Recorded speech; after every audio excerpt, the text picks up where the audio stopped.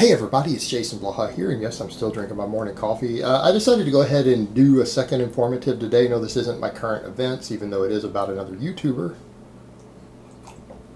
But I've got time this morning. It's still really early before I need to train. Thought I would knock out a second informative because I've had some people bring up the point with Cailer Woolam, Dr. Deadlift, that he does wear straps sometimes. They see him wearing straps. What's going on? Because you guys know that I'm somewhat anti-strap. And I've said many times, most of you, the overwhelming majority of you, do not have a need for a set of straps. They will probably be a crutch for you in a handicap.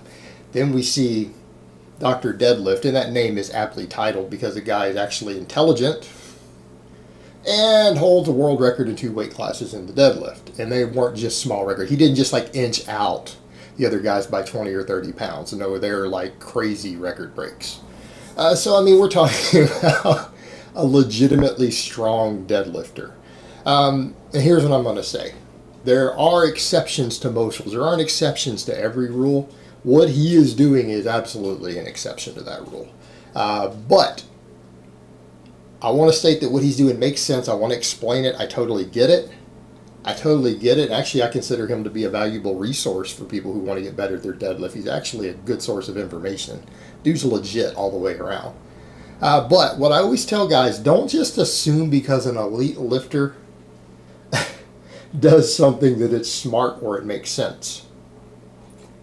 Because what you're actually going to find, you'd be surprised, and then this might come as a shock to some of you, there are elite lifters and world record holders who are borderline mentally handicapped. Now, I'm not going to name names, but this is understood. There are some of them who are functioning way below the average level, who do really stupid stuff sometimes, but because they're genetically gifted, they train so hard, have done so for so many years, and use so much stuff, or in some cases might even be clean, that they get away with it.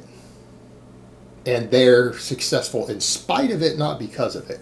Or they just say stuff that doesn't make any sense, and then it just gets accepted and spread. Before we jump in here, I'll give you guys a perfect example. Perfect example. How often do you hear someone say they do heavy lockout work to overload their triceps? That's you'd fail biomechanics saying something like that. That's not true. Laws of physics and biomechanics within the body say that that's complete nonsense. It doesn't work that way. Just because you load more weight in the biomechanically favorable position actually means your triceps might be getting worked less. Because your triceps have the most potential for mechanical tension at the bottom of a press, not at the top. So you actually are losing the potential for mechanical stress on the triceps. And that's a perfect example. You hear it all the time. I'm doing it to overload my triceps. You're not, though. Your triceps are working less hard than if you had just done full range of motion with a similar level of intensity. Right? I mean, but people say stuff like that, and it's actually really stupid and ignorant when they say it. But people do it. And they say it all the time. You'll find hundreds and hundreds of lifters making that statement about overloading the triceps because they're doing partials with a heavy weight. Well, it's just not true. It's not actually true. But it doesn't stop them from saying it. So that's a perfect example of be very careful. Just because an elite lifter says something doesn't make it actually true, or that's the reason that it actually is working for them. It could just be the fact that they're lifting heavy a lot and often, and eating a lot of food, and maybe taking a lot of drugs. So, that being said, what's going on with his straps? Totally get it. All right, if you guys watch, a lot of what Cailer does is that he ramps up with straps. He will warm up with straps. You know, when he's lifting really light, like 600 or 700 pounds, he'll have straps. You know, when he's doing really lightweight, it's like warm-up weight for him, he's wearing straps. And then when he gets to his heavy work, the straps come off. That's a little bit different than a lot of guys out there are doing with their straps. What's everyone else doing? Oh, man, I'm wearing straps for my heaviest work. Well, that's bullshit. That's how you guys develop zero grip, and that's why you guys have problems. That's why you're not actually strong. Because I'm sorry, if you need straps to lift the weight, you're not strong. You're not. You have a weak link. So, that being said, what's he doing? Well, remember when I always joke with you guys, hook gripping my coffee cup? It's because he's a hook grip puller. In fact, he was one of the guys that I was looking into when I decided to go over to hook grip. I discovered that he was a hook grip puller. Like, I had decided a while back to start training my hook grip. I want to go purely hook grip. I'm going to get rid of mixed grip. I don't want to risk another bicep injury later on in life. I'm too old for that nonsense. I noticed he's one of the guys who does it, and so that made me look further into some things he's saying. But as someone who pulls with a hook grip every day, even though it's pretty light, I hook grip every day. I know exactly what he's talking about. I get it. And keep in mind, guys, this is a guy who does 800, 900 plus pounds with a hook grip on the deadlift. Guy deadlifts like 938 in comp with a hook grip. All right, that's crazy. So why is he doing it? It's to save his thumbs. Because when you start doing multiple sets with the hook grip, particularly as the weights start to go up, just because he's strong enough that 600 or 700 pounds is light, that accumulation of reps in the same workout starts to rub through your thumb on the hook grip. And it would be fine if you were just doing 200-pound power cleans, right? 150-pound snatches. That's fine. People can do that stuff over and over and over with the hook grip because it's not putting the same stress. But you start talking about 500, 600, 700 pounds multiple times through a session, rubbing into your thumb with that hook grip, and you will rip the skin off. You'll start wearing through the skin. The knurling on the bar will start to work through your callus, dig through it, cut through it, tear it off, and now you're screwed.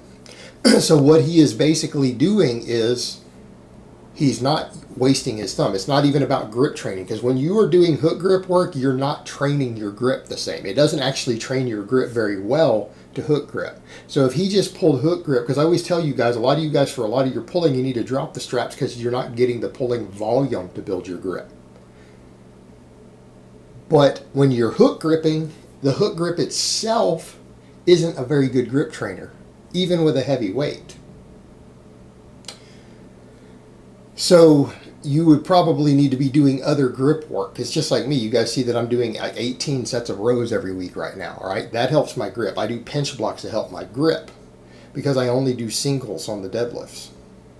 And so for me, that's not really my grip training. That's just training my hook grip. I'm just toughening my thumbs up with that. That's all I'm doing.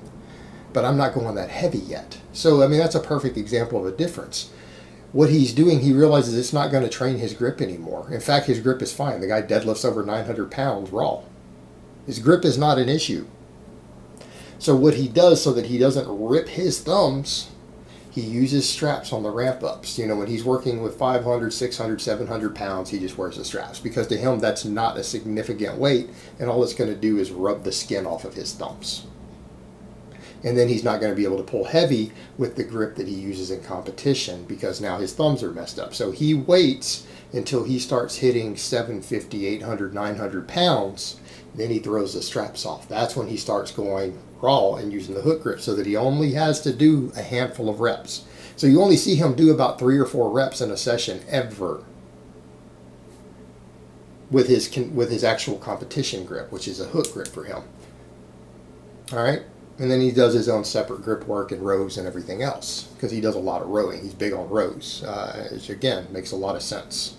Again, there's definitely a method to his madness. Some of his stuff's unconventional, but the guy knows what the hell he's doing. And it's well thought out. Some of it's a little bit outside the box, but it's very well thought out. He is not a stupid guy. He is a smart guy. And he knows how to apply what he's doing, and then we see him breaking records. Again, a lot of stuff going on there. But that's what's going on, guys. He is simply saving his thumbs as a hook grip puller. If you guys are not pulling with a hook grip and you're doing mixed grip or you're doing double overhand, you guys need to toss those straps. You need the grip training. And you don't need to be doing it on your heaviest sets, because what people also need to remember, when you wear straps, it changes the biomechanics of a lift. It will change your bar pass. Sometimes it will change things. And it is not necessarily the best way to train your ideal technique. So what he does when he starts getting real heavy for him, like inhuman for the rest of us, stuff that the rest of us will never dream of hitting. because his warm-ups are some of our goals. Like with this guy's warm-up sets are stuff that I've set as lifetime goals to hopefully get to here in my 40s on the deadlift. I want to get to his warm-ups. Like, I'd be thrilled to death. I'd be excited to get to some of his warm-up sets. It'd make my day. So the difference there is that, again, that's what's going on. And again, coming back to you other guys, if you're not in that situation, you probably don't need straps. For most of you guys out there, you need more pulling volume without straps so that you can build your grip up and build your forearms up and all of that stuff. You'll be better off without it.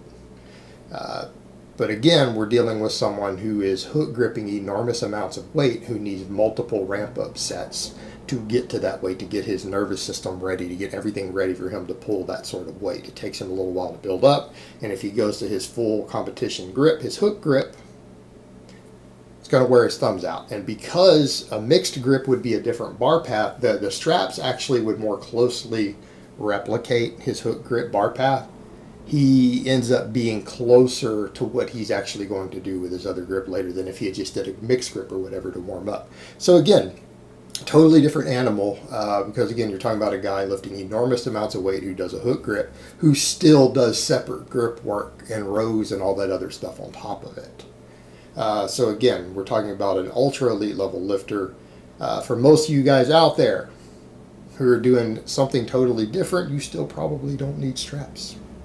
All right, guys, but that's really all I have to say on that today. I hope it's been informative, and I will talk to you guys next time.